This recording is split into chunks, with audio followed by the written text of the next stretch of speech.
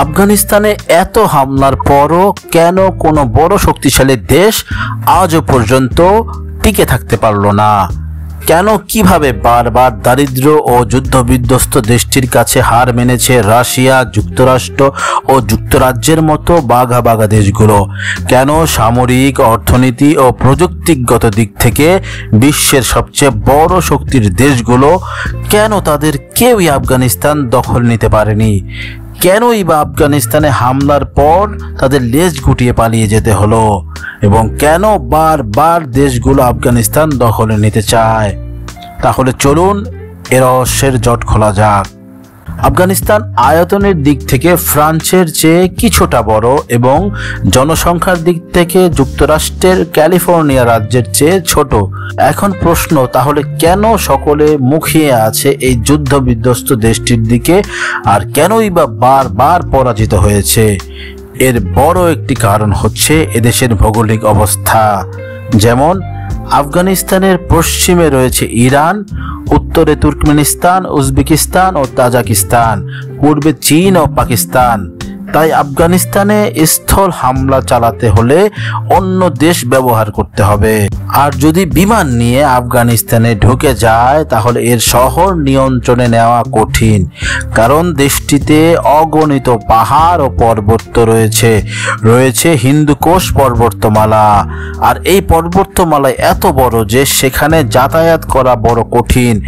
এমনকি আফগানিস্তানের প্রায় ৭৫% জায়গা এমন উঁচু উঁচু পাহাড়ে ঢাকা। সব পর্বতমালা সংখ্যায় একজন নয়, বরং অনেক লোকের বড় বাহিনী হলেও তা আড়াল করতে সক্ষম। আর ঠিক এই কারণেই সোভিয়েত ও ন্যাটো বাহিনী যখন হামলা চালায় তখন তালেবান সহ আফগান যোদ্ধারা পাহাড়ে লুকিয়ে থেকে তাদের ট্যাঙ্ক ও গাড়িগুলোকে ধ্বংস করে দিয়েছে এবং পরবর্তীতে গোপনে লুকিয়ে পড়েছে।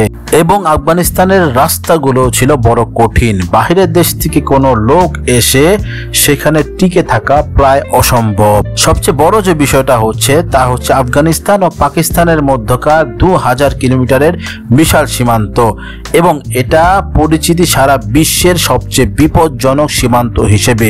এটা তো গেল কেন আফগানিস্তান জয় করা সম্ভব না। এবার আসা যাক কেন বিশ্বের বড় বড় দেশগুলো আফগান দখল করতে চায়। আফগান দখলের কারণ সেই একই ভৌগোলিক অবস্থা।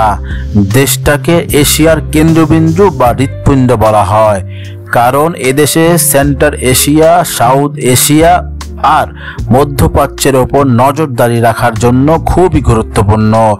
আর এই কারণেই বড় বড় দেশগুলো এই দেশটা দখলে নিতে চায় আর বারবার খালি হাতে ফিরে যায়। আর এই আফগানিস্তানে হামলার ইতিহাস অনেক পুরনো। প্রায় ২৫০০ বছর আগে পারস্য সাম্রাজ্য আফগান দখল করে, কিন্তু তারা ২ বছরের বেশি টিকতে পারেনি।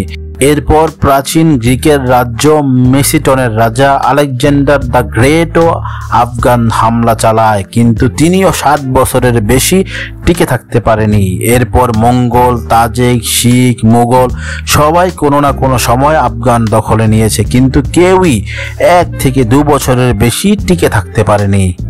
এরপর যখন ব্রিটিশরা ১৮৫৮ সাল থেকে ১৯৪৭ সাল পর্যন্ত ভারত উপমহাদেশের নিজেদের সাম্রাজ্য গড়ে তুলেছিল, তখন তারা বাংলাদেশ, ভারত, পাকিস্তান ও মিয়ানমার নিজেদের দখলে নেয়, কিন্তু ৩ বার হামলা করেও আফগান দখল করতে পারেনি। ১৯৭৯ সালে সোভিয়েত হামলা চালালেও ১০ বছর পর ১৯৮৯ সালের ১৫ ফেব্রুয়ারি আফগানিস্তান থেকে সেনা ফিরিয়ে নেয়। এর ঠিক ১২ বছর পর ২০০১ সালের টুইন টাওয়ারে হামলার কারণে আফগানিস্তানে হামলা চালায় যুক্তরাষ্ট্র। আর এই যুদ্ধে যুক্তরাষ্ট্র একাই নয়, যোগ দিয়েছিল যুক্তরাজ্য, Canada, Germany, France, Italy, Poland, Denmark সহ নেটোর জোট দেশগুলো। আর এত বড় জোটের বিপক্ষে একাই লড়ে গেছেন আফগানিস্তানের তালেবানরা, কিন্তু তারপরও আফগানিস্তান দখলে নিতে পারেনি। ২০২০ সালে তালেবানদের সাথে চুক্তি করে সেনাদের নিজ দেশে ফিরিয়ে নিয়ে যায় যুক্তরাষ্ট্র।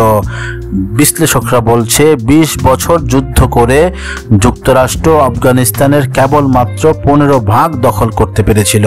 আর এর পরিপ্রেক্ষিতে যুক্তরাষ্ট্রের এই যুদ্ধে সেনা প্রাণহানির পাশাপাশি খরচ হয়েছিল 97,800 কোটি ডলার। তো বন্ধুরা, এই তো গেল আফগানিস্তানের যুদ্ধ জয়ের ইতিহাস। পরবর্তী পর্বে আমরা আফগানিস্তানের অর্থনীতি কিভাবে ঘুরে দাঁড়িয়েছে তা নিয়ে বিস্তারিত আলোচনা করব। তো আজ এই পর্যন্তই, আমন্ত্রণ রইল পরবর্তী ভিডিও দেখার জন্য।